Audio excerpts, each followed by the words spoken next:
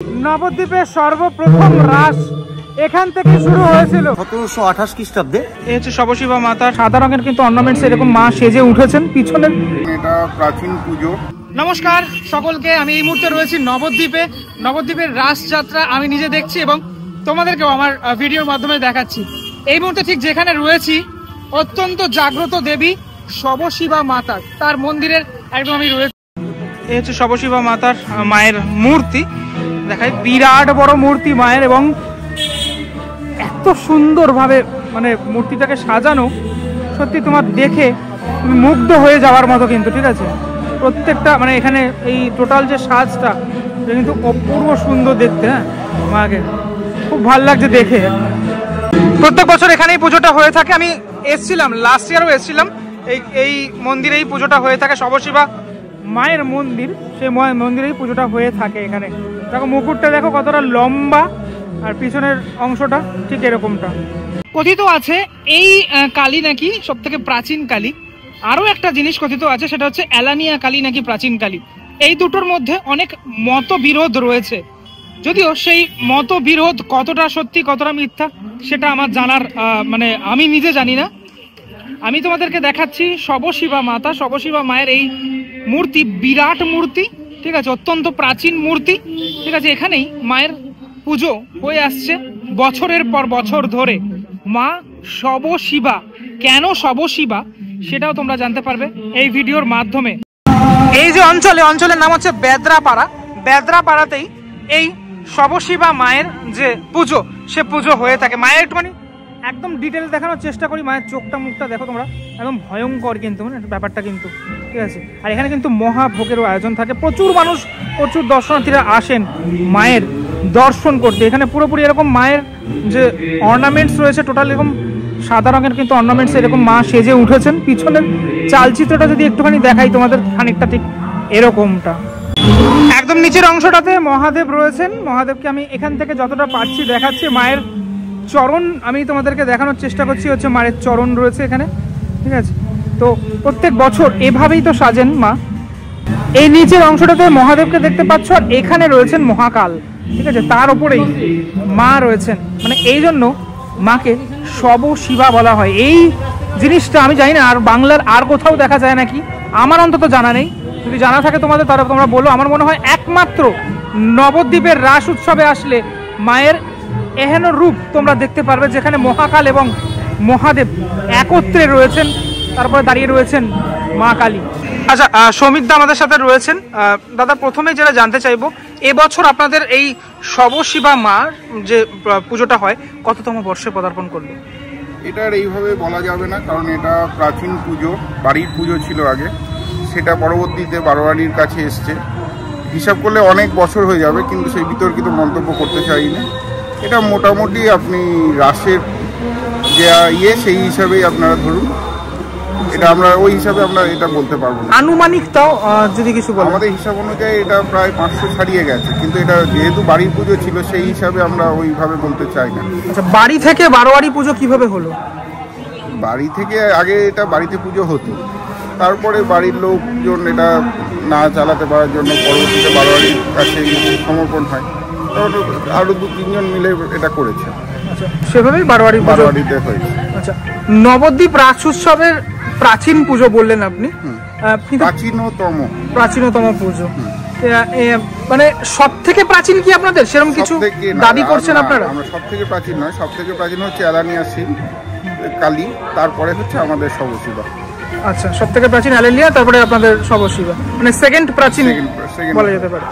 এই পুজোয় একটু আপনারা বলুন যে কি বিশেষত্ব রয়েছে, আর মায়ের যে রূপ আমি দেখতে পাচ্ছি, এরকম রূপ কোথায় বাংলার আর কোনো দেখা যায় না কোথাও। এটা কৃষ্ণগড় রাজবাড়িতে আছে, বেনারসে মন্দির আছে, তারপরে আমাদের এখানে আছে। আচ্ছা, মায়ের একটু বিশেষত্বটা বলুন। এটা হচ্ছে মা কালী, উপরে আছে মহাকাল, আর নিচে আছে সবরূপী শিব।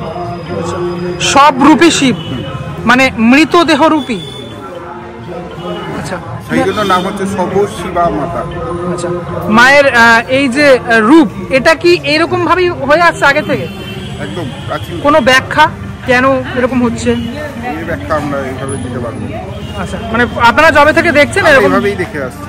আচ্ছা, আর কিছু ভোগের কোনো আয়োজন থাকে আপনাদের? আমাদের এখানে একদম পুরো নিয়ম নিষ্ঠা মেনে পুজো করা হয়, কোনো রকম কোনো বাইরের কোনো কিছু ইয়ে হয় না, সব আমরা নিজেরা তৈরি করে নিই। মোটামুটি পুজো কতদিন চলবে এবছর, কত থেকে শুরু হচ্ছে?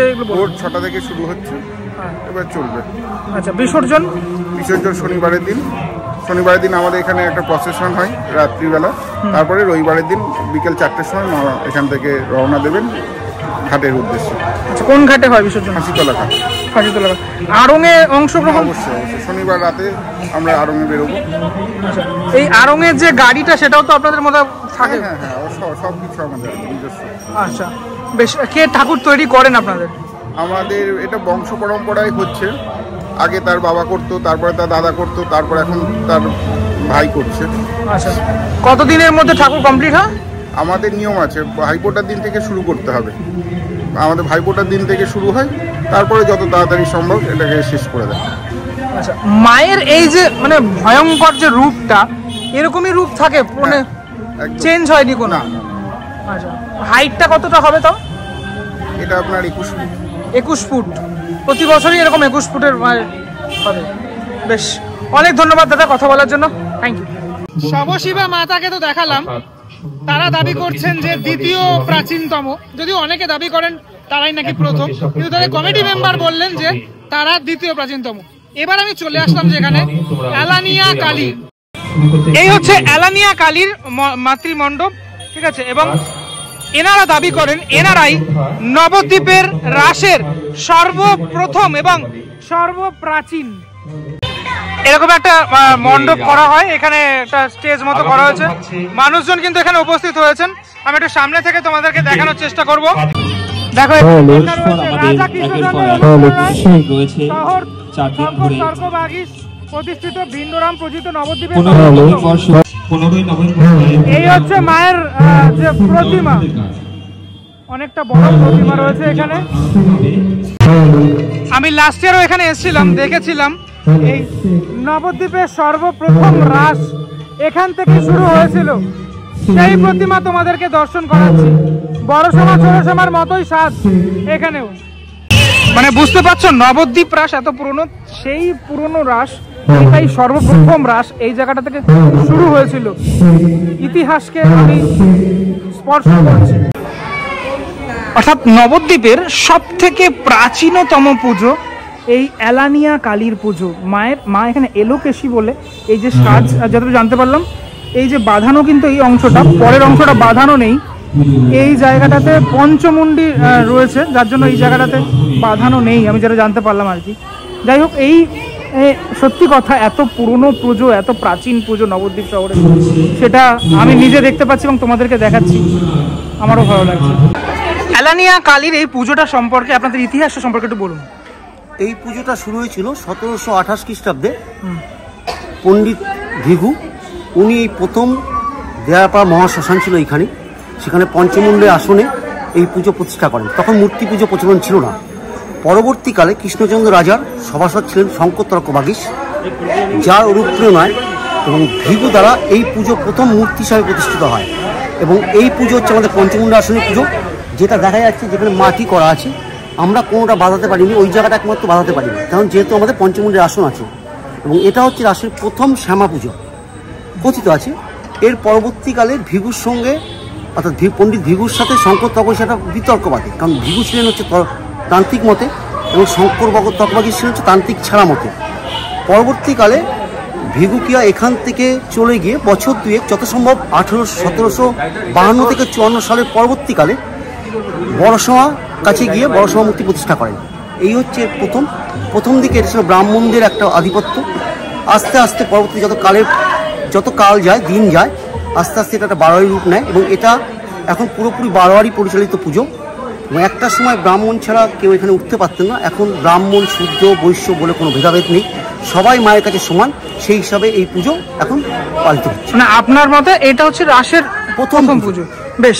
আর আপনি বললেন যে দ্বিতীয় প্রাচীন পুজো বড় শ্যামা। না, দ্বিতীয় প্রাচীন পুজো পরবর্তীকালে আরো 4-5টা পুজো শুরু হয়, সেটা যত সম্ভব 1752 থেকে 54 এইটা মূর্তি স্থাপিত হয়। তারপরে 56-57-এর মধ্যে মোটামুটি আরো 4-5টা পুজো শুরু হয়, কিন্তু প্রথম কথিত আছে এইটা প্রথম পুজো। আচ্ছা, এটা প্রথম পুজো, এটা তো নিঃসন্দেহে। দ্বিতীয় প্রাচীন পুজো সেটা বলা সম্ভব নয়, কারণ ইতিহাস ঘাটলে যেটা দেখা গেছে যে দ্বিতীয় প্রাচীন পুজো অনেকগুলো হয়তো একই সময় হয়েছে। বড় শ্যামা আছে আপনার, তারপর চারচাবাজারের পুজো আছে, বামা কালী আছে, এগুলো পরপর পুজোটা হয়, ঠিক আছে। কোনটা আগে কোনটা পরে এটা বলা খুব মুশকিল।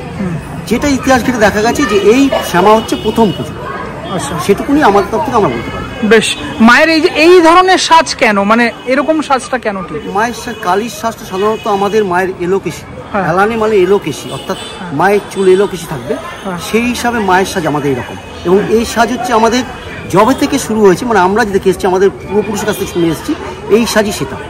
আচ্ছা, এবং একটা কথা যেটা মেন বৈশিষ্ট্য, এটা হচ্ছে পঞ্চমুণ্ডে আসনে পুজো। যেহেতু পঞ্চমুণ্ডে আসনে পুজো, ওখানে কোনো পাওয়া দেওয়া যায় না, সেহেতু ওইখানে মাটি করা আছে, আমরা স্নান করতে পারি না। আচ্ছা, এটা হচ্ছে এই প্রধান বৈশিষ্ট্য এই পুজো। আচ্ছা, কবে বিসর্জন আর কবে থেকে শুরু হচ্ছে বলে দিন? আমাদের পুজো আজকে থেকে উদ্বোধন, ঠিক আছে। আজকে বিভিন্ন মানে বৃক্ষদান আছে, বস্ত্র বিতরণ আছে, সাংস্কৃতিক অনুষ্ঠান আছে, কালকেও সাংস্কৃতিক অনুষ্ঠান আছে লোকালি। আমাদের পুজো হচ্ছে শুরু হবে শুক্রবার দিন সকাল 10টা থেকে 10:30টার মধ্যে, প্রায় 3টে সাড়ে 3টে পর্যন্ত পুজো হয়। পুজোর পরে আমাদের প্রায় নরনারায়ণ সেবা হয় প্রায় 1,500 থেকে 2,000 লোকে, যেটা আমরা এই মন্দির প্রাঙ্গণেই খাওয়াই। বেশ, তার পরবর্তীতে তার পরের দিন অর্থাৎ শনিবার দিন আমাদের হচ্ছে বিসর্জন, মানে বিসর্জন বলতে প্রসেশন, এবং প্রসেশন করে সারা নবদ্বীপ ঘুরে এসে রোববার দিন আমাদের বিসর্জন হয়। Thank you. অর্থাৎ আমরা জানতে পারলাম সেটা হচ্ছে প্রাচীন পুজো এটা, কিন্তু দ্বিতীয় প্রাচীন পুজো নিয়ে অনেক দ্বিমত রয়েছে। কেউ বলছে শবশিবা মাতা, কেউ বলছে বাকি যে কালী পুজোগুলো, সেটা নিয়ে কিন্তু অনেক দ্বিমত রয়েছে। তোমাদের কি বক্তব্য যারা নবদ্বীপ থেকে দেখছো, কমেন্টে কিন্তু অবশ্যই জানিও। প্রশ্নের উত্তর খুঁজতে আমিও মানে আগ্রহী রয়েছি। দ্বিতীয় প্রাচীন পুজো এবং প্রথম, এই যে দুটো এলানিয়া কালী আর হচ্ছে শবশিবা মাতা, সেটা তোমাদেরকে দেখালাম এই ভিডিওর মাধ্যমে। কেমন লাগলো ভিডিওটা সেটা আমাকে অবশ্যই জানিও। যদি নবদ্বীপবাসী হয়ে থাকো কমেন্টের মাধ্যমে জানিও। পরবর্তী ব্লগে দেখা হচ্ছে খুব শিগগিরই। ততক্ষণের জন্য বিরতি নেবো। ভালো থেকো সবাই, টাটা।